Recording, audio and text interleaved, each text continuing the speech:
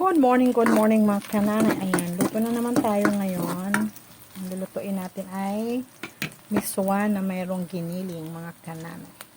Nakapag-gisa na tayo ng sibuyas at bawang. Lagay natin tubig.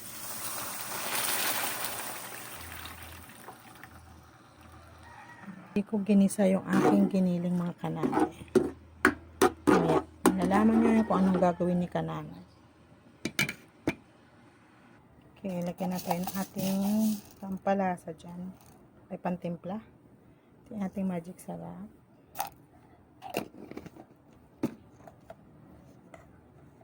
Paminta powder.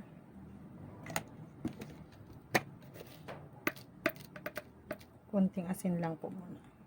Yan. Tapos maglalagay po ako dyan ng ito. 4 cubes mga kananay. Isang piraso lang.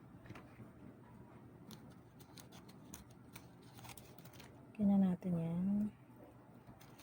Sintayin natin siya kumulo. Pag kumulo na po yan, saka natin ilagay ang ating giniling mga kananay. Okay, dahil kumukulo na yan, lagyan na natin ang ating yan. Ito yung ating giniling mga kananay. Ginawa ko siyang meatballs. Ayan, balls.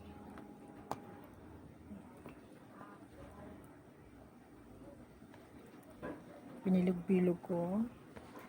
Ayan, para hindi siya magkalat. Buo pa rin dun sa ating sabaw.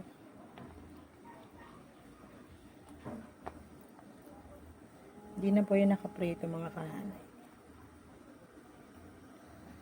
Hindi muna natin siya hahaluin mga kananay. Hintayin natin siyang kumulo para maluto yung ating ginawang meatballs na giniling na yan. Ayan.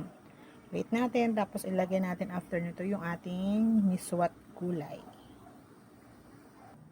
Ayan mga kananay, ibig sabihin kumulo na yung ating yan, luto na yan.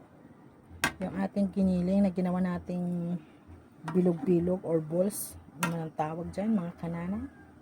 Ayan siya. Okay, ilagay na natin yung ating gulay.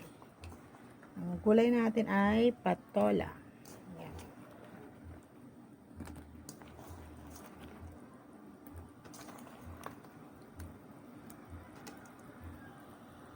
Inuna ko ilagay ang patola bago ang miswa kasi mas mabilis maluto yung miswa natin.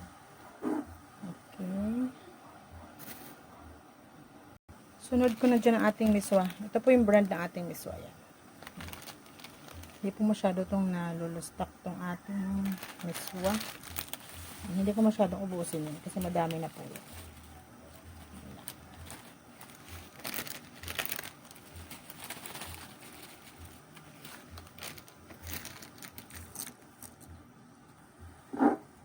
Sabay lang po maluluto yan.